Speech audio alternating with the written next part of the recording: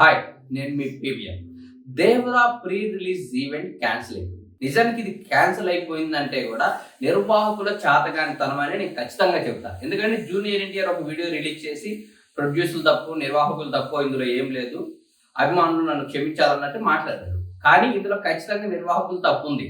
ఎందుకంటే Novotel hotel capacity 5,000 నుంచి 7,000 మధ్యలో ఉంటుంది. ఒక 6,000 ఆ రేషియోలో ఉంటుంది. ఈవెంట్స్ కి టికెట్లు ఇచ్చేటప్పుడు ఉన్న టికెట్స్ కంటే కొంచెం ఎక్కువ ఇస్తారు. అంటే ఒక 3,000-4,000 టికెట్స్ ఎక్కువ ఇస్తారు. కానీ ఇక్కడ ఉన్న టికెట్స్ కంటే ఆల్మోస్ట్ 4 రెట్లు టికెట్లు ఎక్కువ ప్రింట్ చేశారు. ఓన్లీ ఫ్యాన్స్ కి 10,000 టికెట్లు ప్రింట్ చేసి ఇచ్చారు. నిజానికి అది 5,000 కెపాసిటీ అనుకున్నప్పుడు 10,000 టికెట్లు ప్రింట్ చేసి ఇచ్చారు. పైగా media, VIP, VVIP, all access passes అంటూ ఇంకో 10,000 పాసులు అయితే రెడీ చేశారు. ఇది మొత్తం శ్రేయస్ మీడియా వాళ్ళే చేశారు, టికెట్లు పంచారు. దాని ఎఫెక్టే ఫ్యాన్స్ బీభత్సంగా వచ్చారు. తారక్ మూవీ 6 ఏళ్ల తర్వాత ఎన్టీఆర్ నుంచి వస్తున్న సోలో మూవీ ఇప్పటికే 2 ట్రైలర్ రిలీజ్ అయినాయి. బీభత్సమైన హైప్ ఉంది. ఇలాంటి సిచ్యువేషన్ లో అన్ని పాసులు ఎలా రిలీజ్ చేస్తారు? పైగా అది క్లోజ్డ్ ఏరియా, ఒక ఫంక్షన్ హాల్ లాంటిది దాంట్లో నిర్వహిస్తున్నారు.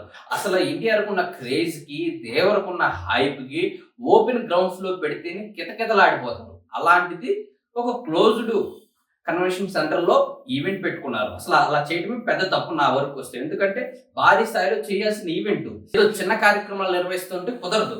సరే చేసుకున్నారు. చేసుకుంటున్నప్పుడు ఖచ్చితమైన ఇన్ని పాసులు ఉంటే ఫ్యాన్స్ ఇట్లా ఉన్నారు, సో ఇన్నే ముద్రించాలి, పకడ్బందీ ఏర్పాట్లు చేయాలి అనేది ఒకటి ఉండాలి. దానికి నోవెటల్ దగ్గర గట్టిగానే సెక్యూరిటీ ఇచ్చారు. కానీ వస్తున్న కొన్ని వేల మంది ఫ్యాన్స్ ని ఆపటం అక్కడ ఉన్న సెక్యూరిటీ వల్ల కాలేదు.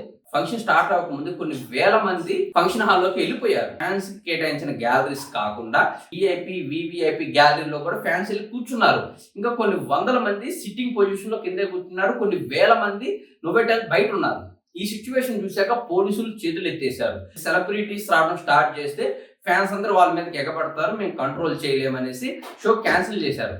అప్పటికే నోవెటల్లో కొంత భాగం దెబ్బతింది. గ్లాసెస్ కావచ్చు, కొన్ని చైర్స్ కావచ్చు, ఫ్యాన్స్ ఎఫెక్ట్ కి అవన్నీ ధ్వంసం అయ్యాయి. పైగా నోవెటల్ అంటే చిన్న హోటల్ కాదు. అక్కడికి ఫారినర్స్ చాలా మంది వస్తుంటారు, ఇంటర్నేషనల్ మీటింగ్స్ జరుగుతుంటవి. ఇలాంటి పరిస్థితుల్లో నోవెటల్ వాళ్ళు రిస్క్ తీసుకోదలుచుకోలేదు. ఎందుకంటే ఇప్పటికే పరిస్థితులు చేదాటిపోయాయి. జాన్వీ కపూర్, సైఫ్ అలీ ఖాన్, ఎన్టీఆర్ లాంటి వాళ్ళు వచ్చారంటే మాత్రం ఫ్యాన్స్ ని కంట్రోల్ చేయలేము, దాని ఎఫెక్ట్ హోటల్ మీద పడుతుందని యాజమాన్యం గట్టిగా అపోజ్ చేసి ఈవెంట్ రద్దు చేసుకోవాల్సిందే అంటూ అల్టిమేట్ జారీ చేయడంతో ఇక తప్పని పరిస్థితుల్లో శ్రేయస్ మీడియా అదేవిధంగా ప్రొడ్యూసర్ కలిసి ఈవెంట్ ని క్యాన్సిల్ చేసుకున్నారు. కనీసం సినిమా యూనిట్ తో అయినా సరే చిన్న ఈవెంట్ లాంటిది ప్లాన్ చేద్దాం అనుకున్నారు. కానీ ఆ అవకాశం కూడా నోవెటల్ నిర్వాహకులు ఇవ్వలేదు. ఎందుకంటే జరిగిన పరిణామాలు గమనించి వాళ్ళు భయపడ్డారు. ఎన్టీఆర్ ఫ్యాన్స్ అన్ని వేల మంది రావడం, సరైన సెక్యూరిటీ లేకపోవడము, పాసెస్ హెవీగా ఉండటంతో వాళ్ళు చేతులు ఎత్తేశారు.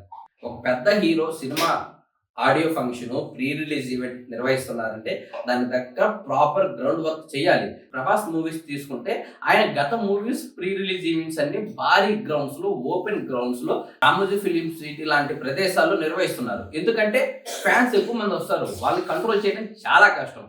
అదేవిధంగా తారక్ కూడా ఆ రేంజ్ ఆఫ్ ఫ్యాన్స్ ఫాలోయింగ్ ఉంది. 6 ఏళ్ల తర్వాత వస్తున్నాడు. అలాంటప్పుడు కనీసం ఆ ఆలోచన అనేది లేకుండా ఒక చిన్న 5,000-6,000 సీటింగ్ కెపాసిటీ ఉన్న ఫంక్షన్ హాల్లో ఇంత భారీ ఫంక్షన్ నిర్వహించడం ఏంటి? నిజంగా ఇది ఫ్యాన్స్ అయితే చాలా అంటే చాలా ఇబ్బందికి గురి చేసింది. ఎన్టీఆర్ ని చూద్దామని హైదరాబాద్ నుంచే కాకుండా రాష్ట్రంలోని వివిధ ప్రాంతాల నుంచి ఎంతో ఖర్చు పెట్టుకొని ఎంతో కష్టపడి ఈవెంట్కి వచ్చారు. అలాంటి వాళ్ళకి కనీసం తారక్ దర్శనం లేకుండా చేశారు. దీనికి కారణం ఖచ్చితంగా నిర్వాహకులే.